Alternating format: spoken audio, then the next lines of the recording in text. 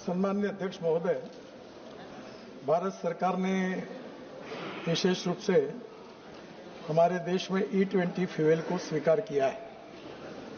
अभी हमारे पेट्रोल में E20 यानी इथेनॉल का 20% एडिंग होता है।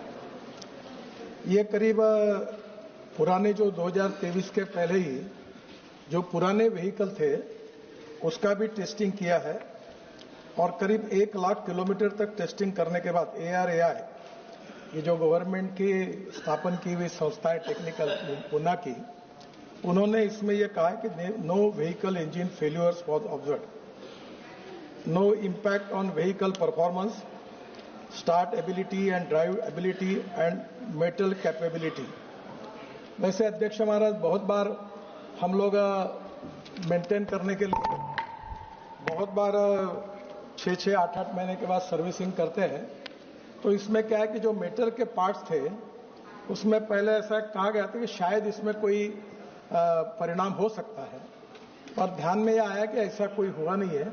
पर सर्विसिंग में छोटे छोटे जो मेटल के वॉशर्स होते हैं वो बदलते रहते हैं। इसके बारे में विशेष रूप से कोई तकरार भारत सरकार के पास नहीं आई। एक तकरार गुजरात में आई थी और गुजरात में वॉक्सवैगन कंपनी की उसकी इंक्वायरी हुई। उसके बाद ये ध्यान में आया कि इसका संबंध E20 फ्यूल से कोई नहीं था।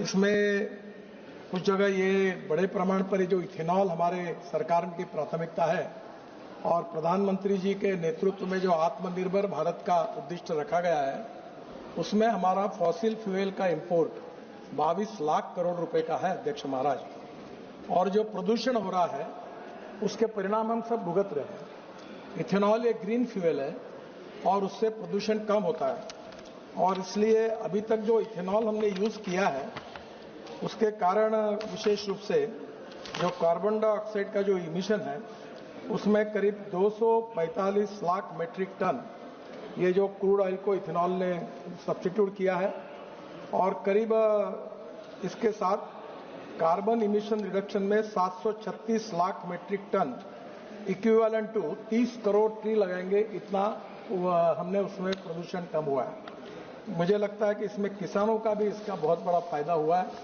और एक दिन 22 लाख करोड़ का ये इंपोर्ट समाप्त करके हम विकसित करके हमारे देश को, किसान को आज हमने ऊर्जा दाता, ईंधन दाता बनाया है।